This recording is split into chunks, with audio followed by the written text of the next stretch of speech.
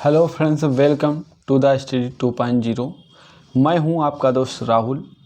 आज के इस महत्वपूर्ण लेक्चर में हम डिस्कस करने वाले हैं 1 दिसंबर 2023 के महत्वपूर्ण 10 इम्पोर्टेंट करंट अफेयर के क्वेश्चन।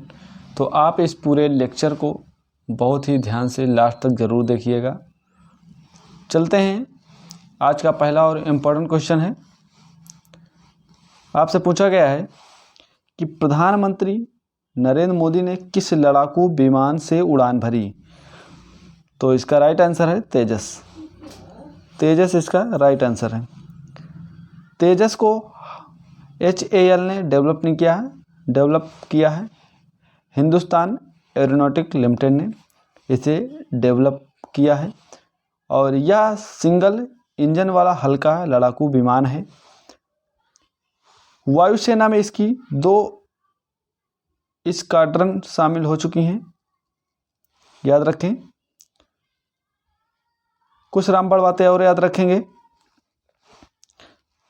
आपसे पूछा गया है लाइट कॉम्बैट एयरक्राफ्ट प्रोजेक्ट कब बनना शुरू हुआ। तो ये 1983 में बनना शुरू हुआ। पहली बार तेजस कब उड़ान भरी, तो 4 जनवरी 2001 को उड़ान भरी है तेजस ने। और तेजस नाम किसने दिया है, तो PM अटल बिहारी ने तेजस नाम दिया है 2003 में, याद रखें। सुखोई 13 MKI से राष्ट्रपति द्रौपदी मुर्मू ने उड़ान कब भरी, आपसे पूछे तो 7 अप्रैल 2023 को उड़ान भरी है। इस बात को याद रखें।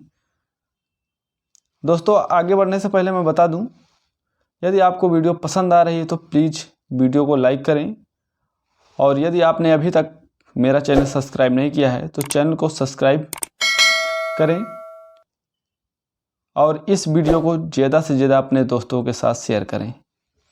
दोस्तों, आगे बढ़ते हैं। क्वेश्चन नंबर हमारा 2 है। हॉट कुक्ड मील योजना किस राज्य में शुरू की गई है। तो ये उत्तर प्रदेश राज्य में शुरू की गई है, याद रखें। इसकी जो शुरुआत है CM योगी आदित्यनाथ ने की है और इसका जो उद्देश्य है 3 से 6 साल बच्चों का पौष्टिक भोजन मिलना, इसका ये उद्देश्य है देना। और इस पहल से 80 लाख बच्चों को फायदा होगा, याद रखें। प्रति लाभार्थी को प्रतिदिन 70 ग्राम खाद्यान्न उपलब्ध कराना इसका मुख्य उद्देश्य है। कुछ रामबाण बातें और याद रखेंगे। आपसे पूछे, इसमें प्रमुख योजनाएं हैं। मुख्यमंत्री कृषक मित्र योजना, ये मध्य प्रदेश की योजना है। और मुख्यमंत्री कामधेनु योजना, ये राजस्थान की योजना है। मुख्यमंत्री श्रमिक कल्याण योजना, ये अरुणाचल प्रदेश द्वारा लॉन्च की गई है। और सबल योजना जो है ये हिमाचल प्रदेश द्वारा लॉन्च की गई है। तो याद रखें, एक बार और देख लेते हैं। मुख्यमंत्री कृषक योजना आपसे पूछे तो मध्य प्रदेश बताएंगे। और मुख्यमंत्री कामधेनु योजना ये राजस्थान द्वारा शुरू की गई है। और मुख्यमंत्री कृषि जो श्रमिक कल्याण योजना है ये अरुणाचल प्रदेश द्वारा शुरू की गई है। और सबल योजना जो है वो हिमाचल प्रदेश द्वारा शुरू की गई है। तो याद रखें। आगे बढ़ते हैं। क्वेश्चन नंबर हमारा 3 है। आपसे पूछा है हाल ही में बुकर पुरस्कार 2023 किसे मिला है। तो बुकर पुरस्कार जो है 2023 वो दिया गया है पॉल लिंच को दिया गया है, याद रखें। ऑप्शन इसका यही राइट आंसर है, पॉल लिंच, ठीक है। और इसका जो उपन्यास है वो पैगंबर सांग के लिए दिया गया है। 4 बच्चों की माँ की कहानी इसमें बताया गया है। पैगंबर सांग उपन्यास का नाम है, ठीक है। और पॉल जो लिंच है ये आयरलैंड के रहने वाले हैं। पहली बार जो है बुकर पुरस्कार 1969 में दिया गया है। और 2022 में जो है ये पुरस्कार जो है सेहान करुणा तिलका को दिया गया है। और पहली भारतीय जो हैं इस पुरस्कार को पाने वाली सलमान रुश्दी हैं, जिन्हें दिया गया 1981 में मिड नाइट चिल्ड्रन के लिए दिया गया था। और आपसे पूछे पहली भारतीय महिला कौन है, तो अरुंधति राय हैं। ये भारतीय महिला हैं, जो पहली भारतीय महिला जिसे ये पुरस्कार दिया गया है अरुंधति राय को दिया गया है। 1997 में दिया गया है the God of small things के लिए। और पहले भारतीय जो हैं वो सलमान रुश्दी हैं। तो याद रखें। आगे बढ़ते हैं, कुछ रामबाण बातें और याद रखेंगे। आपसे पूछे अंतर्राष्ट्रीय बुकर पुरस्कार इस बार किसे दिया गया है? तो जॉर्जी गास्पिडोनोव को दिया गया है, याद रखें। ठीक है, तो इनका जो उपन्यास है टाइम्स सेल्टर के लिए इसे दिया गया है। 2022 का अंतर्राष्ट्रीय पुरस्कार जो है बुकर पुरस्कार जो दिया गया है गीतांजलि श्री को दिया गया है रेतीय समाधि के लिए। और व्यास सम्मान इस बार ज्ञान चतुर्वेदी को दिया गया है पागलखाना के लिए, उनका उपन्यास है। और ज्ञानपीठ पुरस्कार जो है दामोदर मौजा को दिया गया है, जो कि 57 नंबर का ज्ञानपीठ पुरस्कार है। और साहित्य का नोबेल पुरस्कार जो दिया गया है जॉन फासे को दिया गया है, जो कि नॉर्वे के रहने वाले हैं। ठीक है, और हिंदी भाषा का जो साहित्य अकादमी पुरस्कार जो दिया गया है वो बद्री नारायण को दिया गया है, जो कि तुमड़ी के शब्द के लिए इन्हें दिया गया है। तो याद रखें इन बातों को। अंतर्राष्ट्रीय बुकर पुरस्कार इस बार जॉर्जी जो है गास्पिडोनोव को दिया गया है। और 2022 का जो दिया गया गीतांजलि श्री को दिया है। इस बार जो व्यास सम्मान है वो ज्ञान चतुर्वेदी को पागलखाने के लिए। और ज्ञानपीठ पुरस्कार जो है दामोदर मौजा को दिया गया है, जो कि 57 नंबर का है। साहित्य का नोबेल पुरस्कार जो है जॉन फासे को दिया गया है।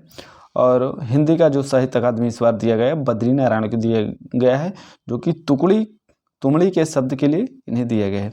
तो ये सारी बातें नोट डाउन करके रखेंगे। बढ़ते हैं आगे। अगला हमारा क्वेश्चन नंबर 4 है। हाल ही में भारतीय तटरक्षक बल ने 9वां राष्ट्रीय प्रदूषण प्रतिक्रिया अभ्यास जो है नाटपोलेक्स जो है रेक्स कहाँ आयोजित किया गया है? तो जो है नाटपोल रेक्स का आयोजन जो किया गया है वो किया गया है वाडीनार में, जो कि गुजरात में है। याद रखें, गुजरात में एक स्थान है वाडीनार, वहाँ पे इसका आयोजन किया गया है। और जो आयोजन करता है वो ICG द्वारा किया गया है, भारतीय तटरक्षक बल द्वारा। इस बात को याद रखें। और भारतीय जो है तटरक्षक बल के जो इस समय वर्तमान में अध्यक्ष हैं वो राकेश पाल जी अध्यक्ष हैं। ठीक है, प्रदूषण प्रतिक्रिया अभ्यास है ये। ठीक है, और ये 9वें क्रम का अभ्यास है, इस बात को भी याद रखेंगे। कुछ रामबाण बातें और याद रखेंगे इससे। तो आपसे पूछे चक्रवात 2023 का आयोजन कहाँ किया गया है? तो गोवा में किया गया है, नेवी द्वारा इसका आयोजन किया गया था। और संप्रीति और बोंगो सागर अभ्यास जो है वो भारत और बांग्लादेश के बीच आयोजित किए जाते हैं। आपसे पूछे हरिमऊ शक्ति 2023 जो अभ्यास है ये भारत और मलेशिया के बीच आयोजित किए जाते हैं। सिम्बैक्स बोल्ड कुरुक्षेत्र अभ्यास जो है ये भारत और सिंगापुर के बीच आयोजित किए जाते हैं। जायद तलवार जो है ये अभ्यास ये भारत और UAE के बीच होता है। आगे बढ़ते हैं। आपसे पूछे सिलिनेक्स युद्ध अभ्यास जो है ये भारत और USA के बीच में होता है। और वज्र प्रहार युद्ध अभ्यास जो है भारत और USA के बीच आयोजित किया जाता है। इस बार इसका जो आयोजन किया गया था उमरोई में किया गया है, जो कि मेघालय में है उमरोई। यहाँ पे इस बार ब्रज प्रहार का आयोजन किया गया था, तो याद रखें। आगे बढ़ते हैं। क्वेश्चन नंबर हमारा 5 है। हाल ही में किस राज्य के ओनाटुकारा तिल को GI टैग दिया गया है? तो वो राज्य जो है केरल, इसका राइट आंसर है केरल राज्य है। ओनाटुकारा जो तिल है ये स्वास्थ्य लाभ के लिए अच्छा होता है और इसमें जो है विटामिन E और एंटीऑक्सीडेंट पाए जाते हैं, तो इस बात को याद रखें। और जो GI टैग होता है वो 1999 का एक्ट है ये GI टैग। और ये जो है ये मंत्रालय जो है वाणिज्य उद्योग मंत्रालय द्वारा GI टैग दिया जाता है। आपसे पूछे कि जो पहला GI टैग दिया गया है वो किसे दिया गया है? तो दार्जिलिंग की चाय को दिया गया है 2004 में, पहला GI टैग इसे दिया गया है। और जो GI टैग होता है वो 10 वर्षों के लिए दिया जाता है, तो याद रखें। कुछ बातें और याद रखेंगे। आपसे पूछा है विटामिन A का रासायनिक नाम, तो जो विटामिन A है उसका रासायनिक नाम होता है रेटिनॉल। और विटामिन B1 का रासायनिक नाम होता है थायमिन। विटामिन B12 का रासायनिक नाम जो होता है वो होता है साइनोकोबोनिल। विटामिन B12 का रासायनिक नाम होता है और इसे कोबाल्ट के नाम से भी जानते हैं विटामिन B12 को। विटामिन C का जो रासायनिक नाम होता है वो एस्कॉर्बिक अम्ल होता है। और विटामिन डी का रासायनिक नाम जो है वो है कैल्सीफेरॉल। विटामिन डी का रासायनिक नाम है। विटामिन ई का रासायनिक नाम टोकोफेरॉल है। विटामिन के का रासायनिक नाम फिलोक्विनोन है, क्विनोन है, याद रखें। और अमरोहा ढोलक जो है इसका जो जीआई टैग दिया गया है ये उत्तर प्रदेश को दिया गया है। और ओथारू पान का पत्ता का जीआई टैग जो है तमिलनाडु को दिया गया है। सुंदरजा आम का जीआई टैग जो दिया गया है वो मध्य प्रदेश के रीवा को दिया गया है, मध्य प्रदेश में जो है। और गमोसा जो है, गमोसा का जीआई टैग ये असम को दिया गया है। और कम्बम अंगूर का जो जीआई टैग है वो तमिलनाडु राज्य को दिया गया है। तमिलनाडु राज्य को कम्बम अंगूर का जीआई टैग दिया गया है। और गमोसा जो है वो असम को ये जीआई टैग दिया गया है, याद रखिए। और सुंदरजा आम है वो रीवा को दिया गया है जो कि मध्य प्रदेश में है। ये जीआई टैग याद रखें। आगे बढ़ते हैं, क्वेश्चन नंबर 6 की बात करते हैं। क्वेश्चन नंबर हमारा 6 है, भारत का सबसे बड़ा टाइगर रिजर्व कहाँ स्थापित होगा? भारत का जो सबसे बड़ा टाइगर रिजर्व आपसे पूछा कहाँ स्थापित होगा, तो ये मध्य प्रदेश में स्थापित किया जाएगा। मध्य प्रदेश के दमोह जिला में इस स्थापित किया जाएगा, याद रखें। और मध्य प्रदेश को ही टाइगर स्टेट के नाम से जानते हैं। और भारत का सबसे बड़ा टाइगर रिजर्व आपसे पूछे कौन है, तो भारत का सबसे बड़ा ये टाइगर रिजर्व है, याद रखें। ये नौरादेही अभ्यारण्य और दुर्गावती अभ्यारण्य विलय करके ये टाइगर रिजर्व को स्थापित किया जाएगा। और आपसे पूछे मध्य प्रदेश में जो टाइगर रिजर्व है वो सतपुरा है, पन्ना टाइगर रिजर्व है, कान्हा है, बांधवगढ़ है, पेंच, ये मध्य प्रदेश के टाइगर रिजर्व हैं। कुछ रामबाण बातें और याद रखेंगे इस प्रश्न से। आपसे पूछे बांदीपुर टाइगर रिजर्व कहाँ है, तो कर्नाटक में है। पलामू टाइगर रिजर्व कहाँ है, तो झारखंड में है। सिमलीपाल टाइगर रिजर्व ये उड़ीसा में है। पेरियार टाइगर रिजर्व ये केरल में है। इंद्रावती टाइगर रिजर्व जो है छत्तीसगढ़ में है। और रणथंभौर, सरिस्का, मुकुंदरा, रामगढ़ विषधारी ये टाइगर रिजर्व जो है राजस्थान में हैं, याद रखें। आपसे पूछे कि नामदफा टाइगर रिजर्व ये अरुणाचल प्रदेश में है। दुधवा टाइगर रिजर्व ये उत्तर प्रदेश में है। वाल्मीकि टाइगर रिजर्व ये बिहार में है। पाके टाइगर रिजर्व अरुणाचल प्रदेश में है। काजीरंगा टाइगर रिजर्व ये असम में है। वहीं सतमंगल टाइगर रिजर्व तमिलनाडु में है, ठीक है, तमिलनाडु में है। और अमराबाद टाइगर रिजर्व ये तेलंगाना में है। और ओराम जो है असम में है। रामगढ़ विषधारी टाइगर रिजर्व ये राजस्थान में है। और रानीपुर जो है टाइगर रिजर्व ये उत्तर प्रदेश में है, याद रखें, जो कि 53वां टाइगर रिजर्व है रानीपुर, तो याद रखेंगे। आगे बढ़ते हैं दोस्तों, क्वेश्चन नंबर 7 की बात करते हैं। क्वेश्चन नंबर हमारा 7 है, आपसे पूछा गया है कि भारत सरकार ने प्राकृतिक गैस बायोगैस सम्मिश्रण योजना को कब से अनिवार्य करने का घोषणा की है, तो ये की है 2025 और 26 तक इसको अनिवार्य करने की घोषणा कर दी है। बायोगैस का जो मिश्रण होगा वो 2025 और 26 में 1% होगा, 26 और 27 में 3% इसका मिश्रण होगा। और 2027 और 28 में 4% बायोगैस का मिश्रण किया जाएगा। और 2028 और 29 में 5% का मिश्रण किया जाएगा। इसका जो लक्ष्य रखा गया है 2070 तक शून्य कार्बन उत्सर्जन का लक्ष्य रखा गया है, इस बात को याद रखें।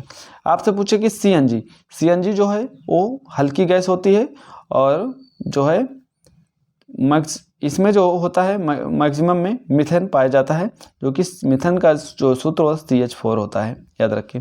और जो LPG होती है ये भारी गैस होती है LPG, ठीक है। इसमें जो गंध आती है वो मार्केप्टान के कारण आती है, ठीक है। और जो LPG होता है ब्यूटेन और प्रोपेन का मिश्रण होता है LPG, लिक्विड पेट्रोलियम गैस। और आपसे पूछे ब्यूटेन का जो सूत्र होता है C4H10 ब्यूटेन होता है। और प्रोपेन जो होता है C3H8 प्रोपेन, ये इसका सूत्र होता है, याद रखें। आगे बढ़ते हैं, क्वेश्चन नंबर हमारा 8 है। क्वेश्चन नंबर 8 की बात करते हैं। क्वेश्चन नंबर हमारा 8 है, हाल ही में पहला विश्व सतत परिवहन दिवस 2023 कब मनाया गया है, तो ये जो मनाया गया है ये 26 नवंबर को मनाया गया है, याद रखें। पहली बार ये 26 नवंबर 2023 को मनाया गया है। और इसकी जो इस बार थीम रखी गई है वो सतत परिवहन सतत विकास इसकी थीम है इस बार, ठीक है। और इसका जो उद्देश्य है वो है ग्रीन हाउस गैस का उत्सर्जन कम करना, इसका जो उद्देश्य रखा गया है। और वातावरण के तापमान को लगातार बढ़ाने वाली गैस जो है वह है green house gas. Green house gas जो है वातावरण के तापमान को लगातार बढ़ाने वाली गैसें हैं ग्रीन हाउस गैस, तो याद रखेंगे। क्वेश्चन नंबर हमारा 9 है। 9 नंबर क्वेश्चन, हाल ही में शिक्षा मंत्रालय ने किसके सहयोग से ऑनलाइन निःशुल्क कोचिंग प्लेटफॉर्म साथी लॉन्च किया है? तो ये जो लॉन्च किया गया है आईआईटी कानपुर के सहयोग से लॉन्च किया गया है, याद रखें। इसका जो राइट आंसर है आईआईटी कानपुर है। प्रवेश परीक्षा की तैयारी जो होगी इसमें निःशुल्क होगी, ठीक है, जिसमें नीट और जेई जैसे एग्जामों की तैयारी निःशुल्क कराई जाएगी। शुरुआत जो इसकी की है शिक्षा मंत्रालय प्लस आईआईटी कानपुर ने मिलकर इसकी शुरुआत की है, और ये बात को याद रखेंगे। शिक्षा मंत्रालय और आईआईटी कानपुर ने इसे मिलकर के शुरुआत इसकी की है। आपसे पूछे शिक्षा मंत्रालय वर्तमान में कौन है शिक्षा मंत्री, तो धर्मेंद्र प्रधान वर्तमान में शिक्षा मंत्री है। और जो ये कोर्स रहेगा ये होगा 45 दिन का इसका कोर्स रहेगा, जो कि निःशुल्क तैयारी इसकी कराई जाएगी, याद रखें। कुछ रामबाण बातें और याद रखेंगे इससे। आपसे पूछे उद्गम पोर्टल, तो आरबीआई द्वारा शुरू किया है उद्गम पोर्टल। लावारिस धन को पता लगाने के लिए उद्गम पोर्टल की शुरुआत की गई है आरबीआई द्वारा। और सुस्वागतम पोर्टल जो है ये सुप्रीम कोर्ट द्वारा इसे शुरू किया गया है। मेरी लाइफ ऐप जो है ये पर्यावरण मंत्रालय द्वारा शुरू किया गया है। वर्तमान में जो पर्यावरण मंत्री हो भूपेंद्र यादव हैं पर्यावरण मंत्री। आपसे पूछे ई अमृत ऐप जो है किसने शुरू किया है, तो नीति आयोग ने ई अमृत ऐप को शुरू किया है, याद रखें। आगे बढ़ते हैं दोस्तों। क्वेश्चन नंबर हमारा 10 है। खेलो इंडिया पैरा गेम 2023 के पहले संस्करण का शुभारंभ कौन सा है? ठीक है, खेलो इंडिया पैरा गेम 2023 के पहले संस्करण का जो शुभांकर है वो आपसे पूछा कौन है, तो वो है उज्ज्वला। उज्ज्वला उज्ज्वला एक गौरैया है, याद रखें, चिड़िया है। उसका जो खेलो इंडिया पैरा गेम 2023 के शुभांकर रखा गया है उज्ज्वला को, ठीक है। खेलो इंडिया पैरा गेम 2023 के बारे में जान लेते हैं। ये पहली बार इसका आयोजन पहली बार है, याद रखें। और इसका जो आयोजन है नई दिल्ली में किया जाएगा। और इसकी जो घोषणा की है अनुराग ठाकुर ने की है, जो कि खेल मंत्री हैं अनुराग ठाकुर। इसमें जो 7 खेल कराए जाएंगे। कुछ रामबाण बातें और याद रखेंगे। आपसे पूछा है कॉमनवेल्थ का शुभांकर क्या है, वो तो पेरिदा बुल था कॉमनवेल्थ गेम का शुभांकर।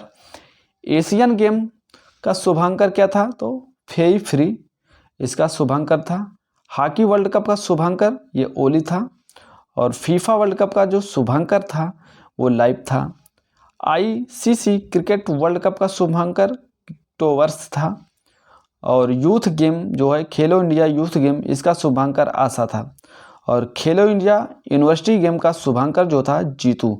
तो ये सभी इंपॉर्टेंट पॉइंट हैं, याद रखना। आपसे पूछा है कॉमनवेल्थ गेम का शुभांकर पेरिदा बुल था। एशियन पैरा गेम का शुभांकर फेई फ्री था। और हॉकी वर्ल्ड कप का जो शुभांकर था ओली था। फीफा वर्ल्ड कप का शुभांकर लाइव था। आईसीसी वर्ल्ड कप का शुभांकर जो था वो किकटोवर था। और यूथ गेम जो इसका शुभांकर था आशा था। खेलो इंडिया यूनिवर्सिटी गेम का शुभांकर जो था वो जीतू था। आप कमेंट बॉक्स में ये बताइए कि आईसीसी क्रिकेट वर्ल्ड कप का बम जो है ब्रांड एम्बेसडर किसे बनाया गया था। आईसीसी क्रिकेट वर्ल्ड कप का जो ब्रांड एम्बेसडर बनाया गया था वो किसे बनाया गया था, आप कमेंट बॉक्स में बताइए, ठीक है। मिलते हैं, ठीक है, नेक्स्ट वीडियो में। दोस्तों मैं आज के 10 इंपॉर्टेंट क्वेश्चन डिस्कस किए हैं। यदि आपको परीक्षा की दृष्टि से काफ़ी इम्पोर्टेंट है दोस्तों, यदि आपको मेरी वीडियो पसंद आ रही है तो लाइक करें। और यदि आपने अभी तक चैनल को सब्सक्राइब नहीं किया है तो चैनल को सब्सक्राइब करें। और इस वीडियो को ज़्यादा से ज़्यादा अपने सभी दोस्तों तक शेयर करें। और यदि आपको इस वीडियो से कोई संबंधित सुझाव देना हो तो कमेंट सेक्शन में दे सकते हैं। दोस्तों बस आज का वीडियो यहीं तक, मिलते हैं नेक्स्ट वीडियो में। आज के लिए जय हिंद जय भारत दोस्तों।